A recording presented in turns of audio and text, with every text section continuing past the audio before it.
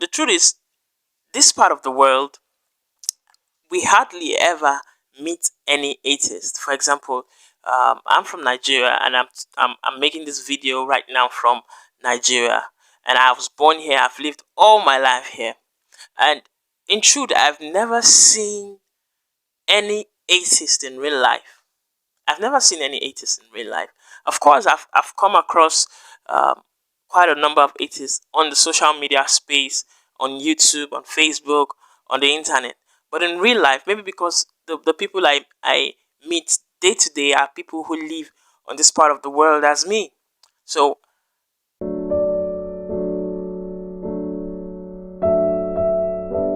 alright, today I would like to talk about atheism and atheists in general.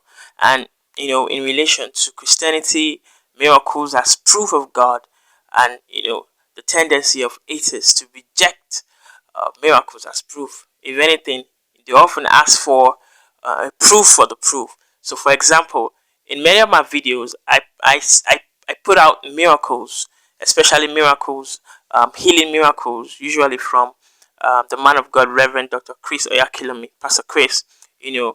I put out those miracles, and I said these are irrefutable proofs of the existence of God and the power of God and the truth of Christianity and the truth of the gospel.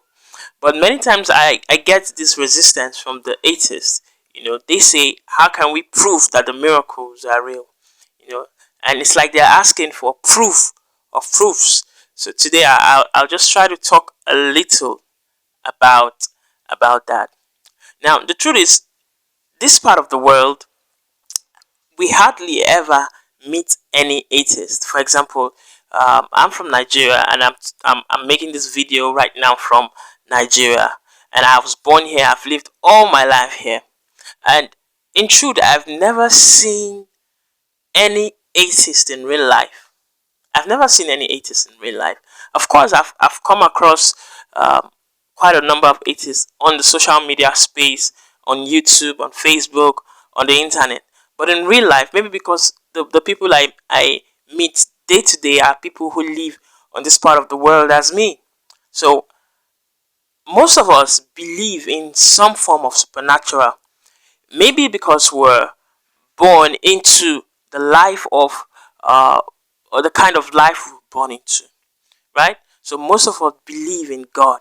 At the very least, we believe that um, life is spiritual, that there's a realm beyond this physical realm. Now, you might think that we do so purely because we're born, because of the world we are born into. But it's not so. Now, if you know this part of the world, if there's anything that can drive a man away from God, is to see suffering, is to see wickedness in the world. Now, there's no short supply of wickedness, there's no short supply of suffering in this part of the world.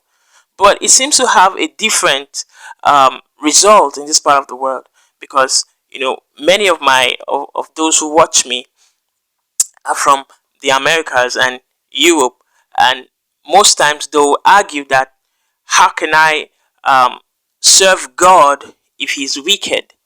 They blame God for the wickedness. They see the suffering in the world, and they can't bring themselves to reconcile that with God. And somehow the wickedness and suffering in the world drives them away from God.